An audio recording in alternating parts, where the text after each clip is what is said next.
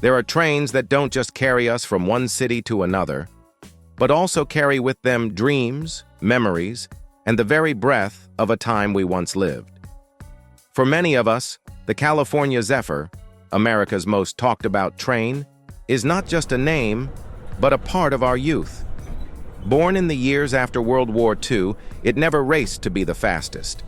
Instead, it won the hearts of its passengers with breathtaking scenery, refined service, and an unforgettable sense of elegance. From the towering cliffs of the Feather River Canyon to the shimmering sunrise over the Bonneville Salt Flats, each journey was a living painting stretching nearly 2,500 miles.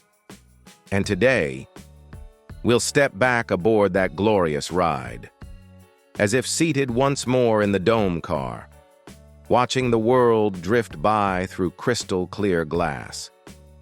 When the California Zephyr made its debut on March 20th, 1949, America was stepping confidently into a new era. The war was over. The nation was growing, thriving, and ready to travel again. But this would not be just another train. 3 great railroads joined forces to make it happen. The Western Pacific would carry her from the bustling streets of Oakland, California, through the rugged beauty of the Feather River Canyon and across the vast Nevada desert to Salt Lake City, Utah. There, she would be handed over to the Denver and Rio Grande Western, whose mountain climbing tracks would take her through the towering Rockies to Denver, Colorado.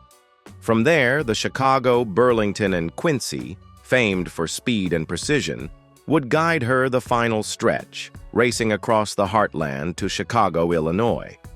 This partnership was more than a business arrangement. It was a shared vision to create a passenger train that could compete with the automobile and the fast-growing airline industry, not by chasing speed records, but by offering something neither could match. A luxurious journey bathed in daylight, designed to showcase the most breathtaking landscapes in America. Every detail was planned with care. The schedule was crafted so passengers would see the Feather River Canyon when the sun lit every rock and riverbank. The domes were placed so that no view would be missed, and the service, from fine dining to polished silverware, was meant to make every mile feel like an occasion. From the very first mile, the California Zephyr's route was a masterpiece in itself, a hand-picked gallery of America's most breathtaking scenery stitched together by steel rails. Her westward journey began at Oakland's historic 3rd Street Station, where the Western Pacific took the reins. From there, she rolled gracefully into the sunlit curves of Niles Canyon, followed the sparkling waters and sheer granite walls of the Feather River Canyon, climbed past the mountain town of Portola, and traced the famous spiral of the Williams Loop, a marvel of engineering in its own right. Crossing into Utah, the baton passed to the Denver and Rio Grande Western. Here the train faced the mighty Wasatch Range, plunging through long, echoing tunnels, gliding over sky-high trestles, and winding through valleys framed by jagged peaks and deep green forests. Every turn revealed another postcard view, the kind that made passengers linger in the dome cars, reluctant to blink. At Denver, the Chicago, Burlington, and Quincy took command. This was their kingdom, high-speed, precision-timed track that sliced across the rolling plains of the Midwest, carrying the Zephyr steadily toward Chicago's Grand Terminal. Along the way, other names etched themselves into memory. The endless Nevada desert, glowing under a midday sun, the shimmering Bonneville Salt Flats, the rugged drama of Palisade Canyon, the quiet crossings at Quincy Junction, Elko, and Sloat. The schedule was no accident. Every mile was timed so the train would pass through its finest scenery in daylight. Step aboard, and it was clear. The California Zephyr was built for more than getting you from one city to another. The heart of the experience was the dome car, its glass canopy arching overhead, open to every passenger, whether you held a simple coach ticket or traveled in a Pullman sleeper. From those elevated seats, the world unfolded in every direction. Canyons, rivers, mountains, and sky, all yours without a single pane to block the view. Comfort was never an afterthought. seats reclined generously, with room to stretch out for the long haul. In the dining car, the menu read like a culinary map of the route. Fresh-caught trout from western streams, thick-cut steaks, and specialties inspired by the regions the train passed through. The service was just as memorable. Chefs worked their magic in compact kitchens, while waiters glided down the aisles with practiced balance, trays steady even as the train swayed through the curves. It felt like traveling inside a moving hotel, one where the scenery outside was as carefully chosen as the food on your plate. And for many, that combination of comfort, elegance, and the ever-changing view was something no airplane or highway could ever match. Beneath the California Zephyr's graceful style was a foundation of smart, deliberate engineering, the kind that made the journey as smooth as it was beautiful. The Western Pacific's line was built with a ruling grade of just 1%, far gentler than the Southern Pacific's punishing climb over Donner Pass, which doubled that steepness and topped out more than 2,000 feet higher. This single choice meant the Zephyr could glide through mountain country with less strain, fewer helper engines, and a more comfortable ride for everyone aboard. Up front, an evolving roster of motive power handled the miles: early F3 units, sleek FP7s, versatile GP20s and GP35s, rugged U30Bs, and the Burlington's distinctive E9s.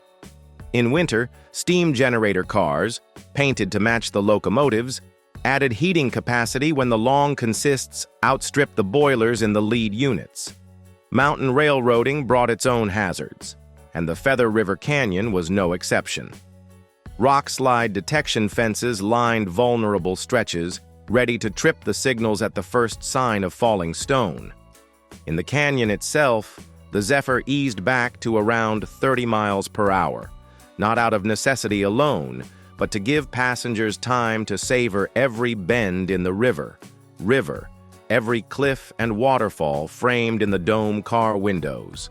And behind the scenes, maintenance crews worked tirelessly in the most remote stretches, keeping rails, bridges, and tunnels in top shape.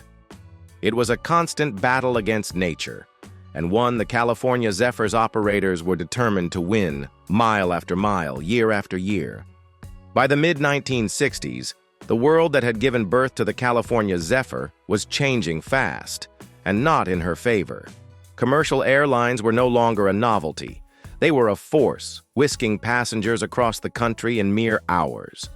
The new interstate highway system was opening mile after mile of smooth, high-speed roads, putting long-distance travel by car within easy reach for millions. Against that kind of convenience and speed, even the most beautiful train in America had to fight to keep her place. Costs kept climbing. Fuel, maintenance, wages, every line on the ledger moved in the wrong direction. Passenger numbers slid downward year after year, and the once pristine equipment began to show its age. Refitting the fleet would have taken a massive investment, and for the Western Pacific, already carrying the longest stretch of the route, the math simply didn't add up. WP was the first of the three partners to file for discontinuance. The Rio Grande and Burlington held on, but the writing was on the wall. On March 22, 1970, the original California Zephyr made her final run, a bittersweet journey for crews and passengers alike. For 21 years, she had been more than transportation. She had been a stage, a sanctuary, and a showcase for the best of America's landscapes.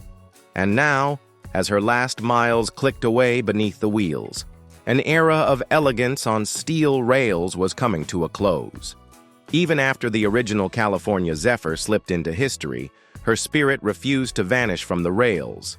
The Denver and Rio Grande Western kept a piece of her heartbeat alive, running the Denver Salt Lake City segment until 1983. The service was coach-only by then, but the signature dome cars still rode the line, and the full dining car service remained, a quiet nod to the elegance that once defined the whole route. The Chicago, Burlington, and Quincy carried on until 1971, when Amtrak assumed control of most long-distance passenger service in the United States. From that point on, the California Zephyr name would live on in a new form, under a new operator, but the memories of the original remained unmatched.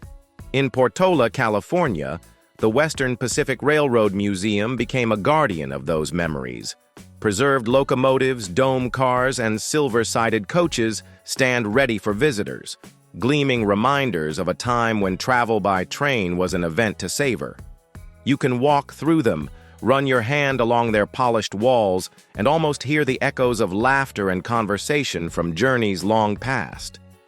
For an entire generation, the California Zephyr wasn't just a way to get somewhere. It was part of life itself, a rolling showcase of America's beauty.